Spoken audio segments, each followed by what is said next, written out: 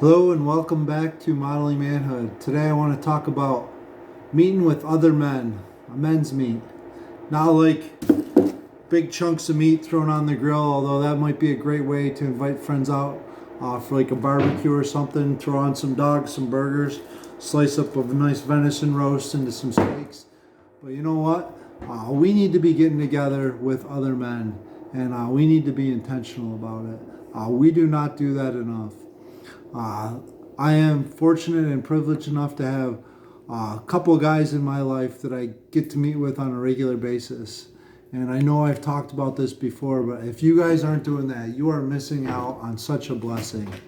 And I am so thankful for those guys in my life that, man, they will go, I was going to say to hell and back with me, but they will help me when I'm in a foxhole and I would be glad to help them if they're in trouble or struggling too. And we have each other's back.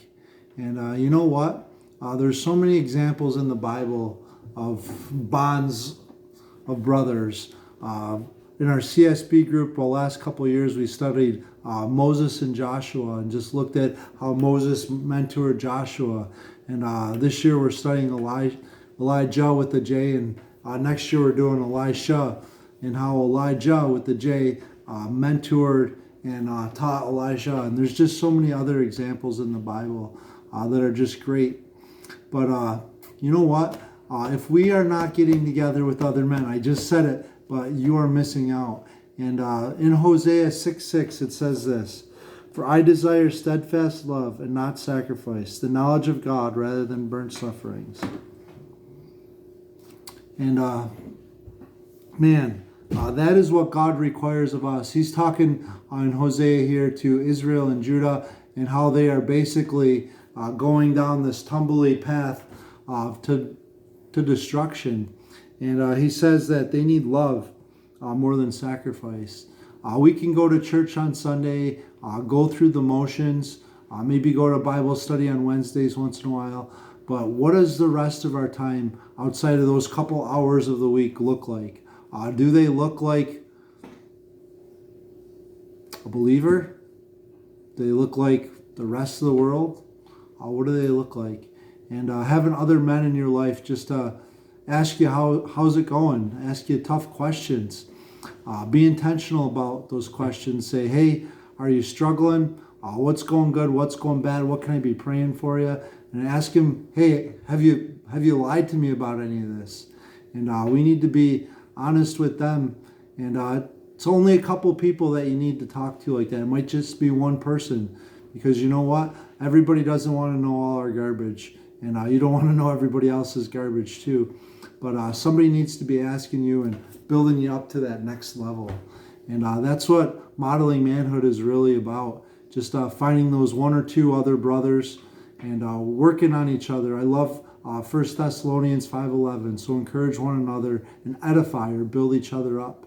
And if we're not helping each other throughout the week, what's the point of just showing up on Sundays and be like, hey, my name's Isaac, what's your name? You have a good week? Oh yeah, things are going good. But on the inside, you know what? A lot of times things are going pretty crappy. And we need somebody to just come alongside us and say, hey, I got your back, or what do you need some help with? And we need that. And I'm sure you need it too if you really think about it. But getting started, how do you get started? I'm going to put a link to some verses for you guys to look at. It was kind of cool. We were out of town this past week, and we were at a different church, friends of ours, and he was talking about all the one another's that are in the Bible. And I printed up a whole list. This is going to be the same list that I put a link on for you guys. It says 100 times in the New Testament the phrase one another is used.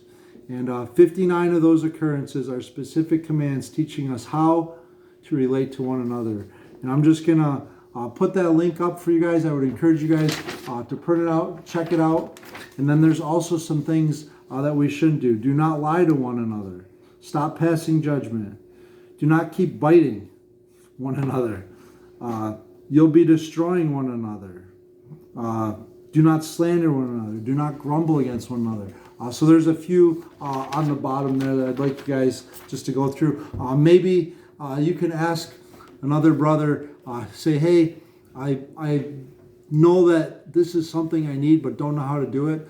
You want to look at a few of these verses with me, and then maybe carve out a time that you guys can get together once a week or every couple of weeks and just have that commitment.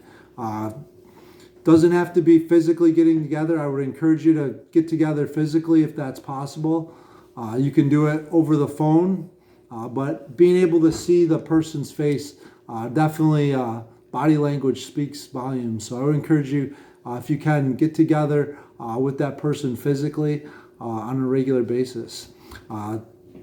That's my challenge for you guys, whether you're married, whether you're single, whether you're in your teenage years or you're an old frumpus and just thinking life's fine by your own.